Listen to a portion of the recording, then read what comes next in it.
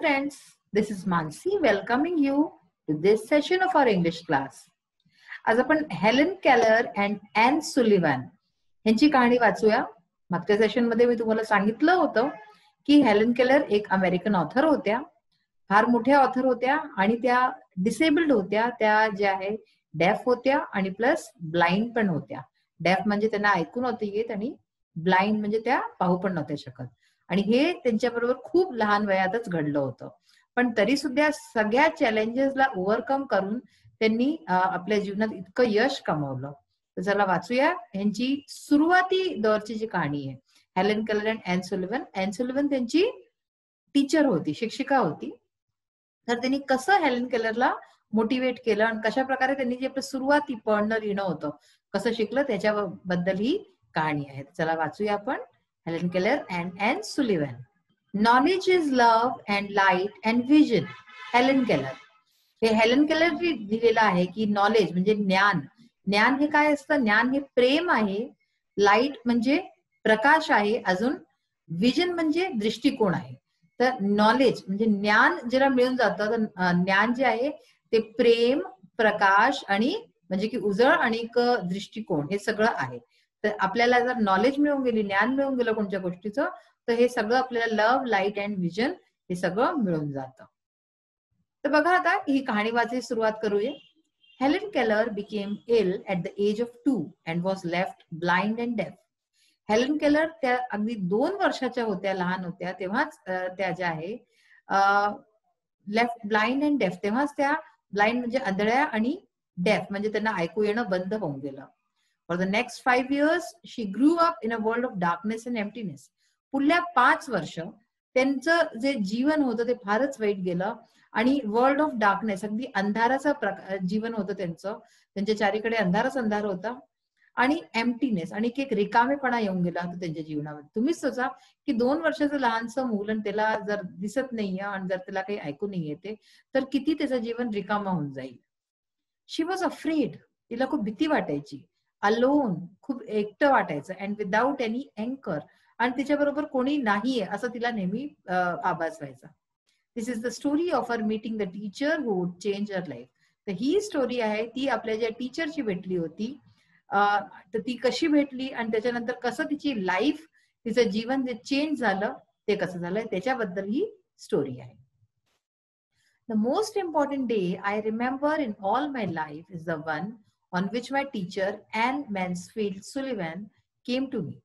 माझ्या जीवनाचा जो सगळ्यात महत्वपूर्ण दिवस जो मला लक्षात आहे पूर्ण जीवनाचा, तो कोणता होता? Is one on which my teacher. तो होता जेव्हा माझी टीचर ॲन मॅन्सफिल्ड सुलिव्हन माझ्या घरी आली. केम टू मी, माझ्याकडे आली. I am filled with wonder when I consider the immeasurable contrasts between the two lives which it connects.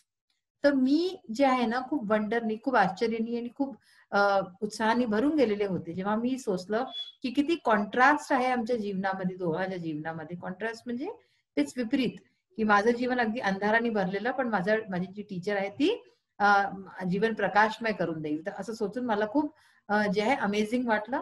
आणि हे जे गोष्ट जे की आम्हाला कनेक्ट करेल भाई, ती टीचर आलीच म्हणून, कारण की तिचं जीवन अंधारात होतं म्हणून ती तिला शिकवायला आली. तर हे सोचून तिला खूप छान वाटत होतं. It was 3rd of March. 3 मार्चचा तारीख होती 1887. 3 months before I was 7 years old. मी 7 वर्षाची होऊ त्याच्या आधी 3 महिने आधीची गोष्ट आहे. 7 वर्षाच्या वयाच्या 3 महिने आधीची गोष्ट आहे. On the afternoon of that eventful day I stood on the porch dumb and expectant. त्या दिवसाच्या दुपारी, इव्हेंटफुल डे म्हणजे त्या दिवशी जेव्हा इतकं मोठं गोष्ट होणार होती, I stood on the porch. Me porch मध्ये उभे होते, म्हणजे की जसं बाल्कनी सारखं असतं. डम अँड एक्सपेक्ट. डम म्हणजे की अगदी निशब्द, माझ्या तोंडातनं काही शब्द. कारण की पहा काय होतं ना बेटा, की जे ऐकू नाही शकत ते बोलू पण नाही शकत, कारण की त्यांनी कधी काही शब्द ऐकलेच नाहीये. तर म्हणून ते आपल्या आपच ते बोलूही नाही शकत. तर डम अँड एक्सपेक्टेड मला मी खूप असं होतं की मी आशा करत होते काही. I guessed vaguely from my mother's signs and from the hurrying to and fro in the house that something unusual was about to happen. तर मी जे आहे एक असाच एक अंदाजा लावला आपल्या आईला पाहून. आईचे जे सायन्स होते, सायन्स म्हणजे काय, संकेत होते. संकेत पाहून, आणि ती जी इकडे तिकडे धावत होती त्या दिवशी, इकडून तिकडे पूर्ण घरभरात अशी फिरत होती लवकर लवकर, ते पाहून मला असं वाटलं की आज काहीतरी वेगळं होणार आहे आपल्या घरी.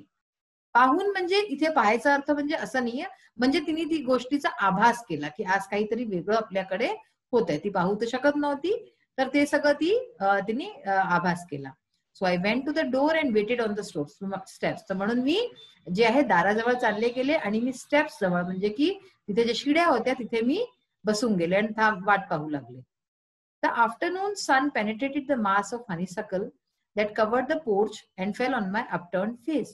दुपारचं जे सूर्य होतं त्याच्या किरणा जे आहे, हनीसकल म्हणजे की एक तरीकेचं झाड असतं, जसं की तुमचं मनी प्लांट तुम्ही जर बघितलं असेल ते वेल असते, तर हनीसकलची पण एक वेल असते. तर ते सूर्याची किरणा ज्या आहेत त्या वेल होत माझ्या चेहऱ्यावरती पडत होत्या.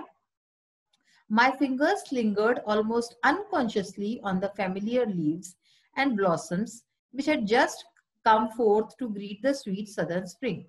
स्प्रिंगचा सीझन जो आहे तो येऊन चुकला होता आणि माझे जे बोट आहेत ते जे आहे काय करते अनकॉन्शियसली, म्हणजे की मला माहित नव्हतं, पण अंजाण्यामध्येच माझे बोट जे आहे तिथे जे लीव्स म्हणजे जे पाकळ्या होत्या, ब्लॉसम्स होते, फुलं आणि जे पत्ते होते त्याच्यावरती माझे हात जे फिरत होते, जे की तेव्हाच आले होते कारण की स्प्रिंगचा सीझन होता, तर म्हणून ते तेव्हाच उगले होते आणि माझे हात, माझे बोट जे आहेत ते अंजाने रूपात जे आहे ते त्यांच्यावरती फिरत होते, मला माहित नव्हतं पळत. म्हणजे ही खूप अँक्शियस होती, हिला असं वाटत की काय होणार आहे, काय गोष्ट आहे की इतकं घरात असं चाललंय. I did not know what the future held of Marvel और सरप्राईज फॉर मी. मला नव्हतं माहिती की फ्युचरमध्ये, भविष्यामध्ये माझ्या बरोबर काय होणार आहे आणि माझ्याकरता कोणतं असं सरप्राईज, काय असं वेगळं येणार आहे माझ्याकरता. Anger and bitterness had preyed upon me continually for weeks, and a deep languor had succeeded this passionate struggle. Anger म्हणजे काय, राग, आणि bitterness म्हणजे काय, कडूपणा, म्हणजे जो आपल्या मनात कडवटपणा होऊन जातो ना तो. तर राग आणि कडवटपणाने प्रेड अपॉन मी, पहा इथे प्रेड अपॉन मीचा अर्थ दिलेला आहे, had a negative and harmful effect on me, म्हणजे की माझ्यावरती खूप नकारात्मक त्याचा इफेक्ट झाला होता, प्रभाव झाला होता. तर हे रागानी आणि माझ्या आतल्या कडूपणाने माझा शिकार केला होता जणू काही, आणि खूप हफ्त्यांपर्यंत, कंटिन्युअली फॉर वीक्स, तर म्हणजे की खूप खूप हफ्त्यांपर्यंत माझ्यावरती शिकार केला होता. And a deep languor had succeeded his passionate struggle. Languor म्हणजे काय, लॅक ऑफ ऍक्टिव्हिटी, टायर्डनेस, म्हणजे मी काहीच नव्हते करत म्हणून जे आहे जसं की मी खूप थकलेले होते, मला असं वाटायचं. तर हे राग, कडूपणा सगळ्यांनी मला जसं की घेरून घेतलं होतं, माझ्यावरती अटॅक केला होता आणि मी काहीच नव्हते करू शकत, म्हणून माझ्यात खूप जास्त नेगेटिव्हिटी भरलेली होती. Have you ever been at sea in a dense fog? काय तुम्ही कधी पण सी म्हणजे समुद्र, दर्या असतो तिथे गेले आहात आणि पाहिला डेन्स फॉग? फॉग म्हणजे काय असतो, जो कोहरा असतो, धुंद असते जी, ते पाहिलं आहे तुम्ही कधी? When it seemed as if a tangible white darkness shut you in and the great ship. तर तेव्हा जर तुम्ही असं तिथे गेले असाल आणि तुम्ही तिथे पाहिलं असाल की धुंदच आहे चारीकडे, तर तुम्हाला कसं वाटेल की जसं की पांढऱ्या शुभ्र जो धुंद आहे कोऱ्यानी आपल्याला बंद करून घेतलाय चारीकडनं, म्हणजे आपण त्याच्या आत आहोत आणि आपल्याला बंद करून घेतलंय. And the great ship tense and anxious groped her way toward the shore with plummet and sounding line, and you waited with beating heart for something to happen. तर तिथे काय म्हणतात की, आणि ग्रेट शिप म्हणजे खूप मोठी शिप, मोठा जहाज. तर अशा प्रकारे जेव्हा तुम्ही तिथे बंद होऊन गेले आहात त्या धुंद मध्ये, अगदी पांढऱ्या शुभ्र धुंद मध्ये तुम्हाला बंद करून घेतलंय आणि तुम्ही काही नाही करू शकत, तर तेव्हा एक मोठी शिप जी आहे टेन्स अँड अँक्शियस म्हणजे की खूप जास्त तणावपूर्ण आणि परेशान अशी ship, grouped her way toward the shore, तर ती जी आहे शोर कडे म्हणजे की किनाऱ्याकडे जाणं चाहते आहे. With plummet and sounding line. Plummet and sounding लाईनचं काय अर्थ लिहिलंय, a line with a plum use to measure the depth of water, म्हणजे की पाण्याचं डेप्थ किती आहे, पाण्याची गहराई किती आहे हे पाहण्याकरता जे एक अवजार यूज केला जातो त्याला म्हणतात. तर हे त्याच्याबरोबर आहे. And you waited with beating heart for something to happen, आणि तुम्ही वाट पाहताय, खूप तुमचं हृदय धडधडतं आहे आणि तुम्ही वाट पाहताय की काहीतरी होणार आहे, म्हणजे चारीकडे धुंद आहे, तुम्हाला काही दिसत नाहीये आणि अशा प्रकारची एक शिप तिकडे, इतकी मोठी शिप येते आहे, एक जहाज येतो आहे, तुम्हाला काही दिसत नाहीये. पण I was like that ship before my education began. तर मी त्या जहाजेसारखे होते ह्याच्या आधी माझं जेव्हापर्यंत शिक्षण सुरू नव्हतं झालं. Only I was without compass और साऊंडिंग लाईन. बस एवढंच होतं की माझ्याजवळ कोणतं कंपस किंवा साऊंडिंग लाईन म्हणजे की हे काही मापाय करता काही नव्हतं. And that no way of knowing how near the harbour was. आणि माझा काहीच रस्ता नव्हता की मला हे कळे की हार्बर म्हणजे की माझा किनारा कुठे आहे, मी कुठे थांबेन. जेव्हापर्यंत माझं शिक्षण सुरू नव्हतं झालं मला हे नव्हतं कळलं. Light, give me light was the wordless cry of my soul. तर माझा आत्मा, माझ्या हृदयाची नुसती एकच म्हणजे पुकार होती, एकच म्हणत होती की लाईट, मला प्रकाश द्या. And the light of love shone on me in that very hour. आणि त्या दिवशी माझ्यावरती प्रेमाचा प्रकाश उजळला. आता बघा, आपण जी पुस्तक जिथे आपण ज्या पेजवरती आता वाचत होतो तिथे गेस द मिनिंग्स ऑफ हे दिलेले होते. साईडमध्ये क्वेश्चन आन्सर असतात, त्याचे मिनिंग्स पण आपल्याला पाहावे लागतात. तर हे काही शब्द आहे जे बोल्ड मध्ये दिसतात, त्याचे मिनिंग्स आपण बघूया. इमेजरेबल कॉन्ट्रास्ट, याचा काय अर्थ आहे? अ वास्ट डिफरन्स, म्हणजे खूप मोठा जेव्हा डिफरन्स असतो, भिन्नता असते, तेव्हा त्याला म्हणतात इमेजरेबल कॉन्ट्रास्ट. इव्हेंटफुल डे हा शब्द आला होता. The day full of events activities, म्हणजे की तो दिवस जेव्हा तिच्या घरी तिची टीचर येणार होती तो एक इव्हेंटफुल डे होता, म्हणजे त्या दिवशी काहीतरी होणार होतं. अपटर्न्ड, डायरेक्टेड अपवर्ड. अपटर्न म्हणजे काय असतं? डायरेक्ट अपवर्ड म्हणजे काय? वरती, असं वरती पाहणं. तर हे अपटर्न असतं. अनकॉन्शियसली म्हणजे विदाऊट रिअलायझिंग, की आपल्याला काही माहित नाही, कळत नाही, आणि आपण असं अनकॉन्शियसली काही काम करत राहतो. जसं की सपोज करा, काही लोकांना अशी सवय असते की बसल्या बसल्या, तुम्ही पाहिलं असेल, पाहिलं होतं, ते अनकॉन्शियसली करतात, ते कॉन्शियसली नाही करत. असे खूप सवयी असतात लोकांच्या वेगवेगळ्या. व्हाईट डार्कनेस, व्हाईट डार्कनेस म्हणजे काय असतं? It is symbolic to her condition. हे सिम्बॉलिक आहे तिच्या कंडिशनची, जे तिचे जो तिचा जे आहे हे होतं तिचं symbolic. She was quite closer to her destiny without being able to know it. ती आपल्या डेस्टिनी म्हणजे भाग्याच्या खूप जवळ होते, पण तिला काही माहित नव्हतं. The author refers to two contrasting emotions. What are they? ऑथरनी इथे दोन कॉन्ट्रास्टिंग म्हणजे की विपरीत अशा इमोशन्सची गोष्ट केल्या आहेत. त्या कोणत्या आहेत? The first is when her teacher Anne Sullivan came in her life and she was filled with wonder. पहिली, जेव्हा तिच्या जीवनामध्ये ॲन सुलिव्हॅन आली आणि तिचे जे जीवन होतं ते एकदम वंडरनी खूप छान भरून गेलं होतं. आणि सेकंड आहे, on the afternoon of that eventful day she guessed vaguely from her mother's signs and guessed something unusual was about to happen. आणि त्या दिवशी दुपारी तिचे आईचे जे सायन्स होते आणि जे इकडे तिकडे ती धावपळ करत होती, त्याच्याने तिला कळलं की काहीतरी आज वेगळं होणार आहे त्यांच्या जीवनात. हे दोन कॉन्ट्रास्ट होते. मग हे तुमचं इंग्लिश वर्कशॉप मध्ये घेतलेलं आहे. Classify the following into one and many. हे तुम्ही कसं कराले? वन म्हणजे की सिंग्युलर आणि मेनी म्हणजे की प्लुरल. तर अशा प्रकारचं तुम्हाला कधी येतं, तुम्ही याला कसं ओळखाल? वन मध्ये मी दिलंय डे, टीचर, आफ्टरनून, पोर्च, तर हे सिंग्युलर आहे. आता हे जर डेचं डेज, टीचर्स, आफ्टरनून, पोर्चेस होऊन जाईल, तर हे काय होईल? हे मॅनी मध्ये होऊन जाईल. पण इथे एस नाही लागलाय कुठे, हे प्लुरल नाहीये म्हणून. तर हे जितकेही शब्द बघा, फेस, अँगर, बिटरनेस, स्ट्रगल, शिफ्ट, डार्कनेस, तर हे सगळे काय आहे? वन म्हणजे की सिंग्युलर. आणि मेनी, मेनी म्हणजे काय होऊन जाईल? प्लुरल, जे खूप सारे. तर कॉन्ट्रास्ट, लाईव्स, मंथ्स, इकडे तुम्ही सगळे शब्द बघा, ह्याच्यामध्ये एस एन मध्ये लागलेला आहे. फिंगर्स, लीव्स, ब्लॉसम्स, वीक्स, तर हे मेनी होऊन गेले.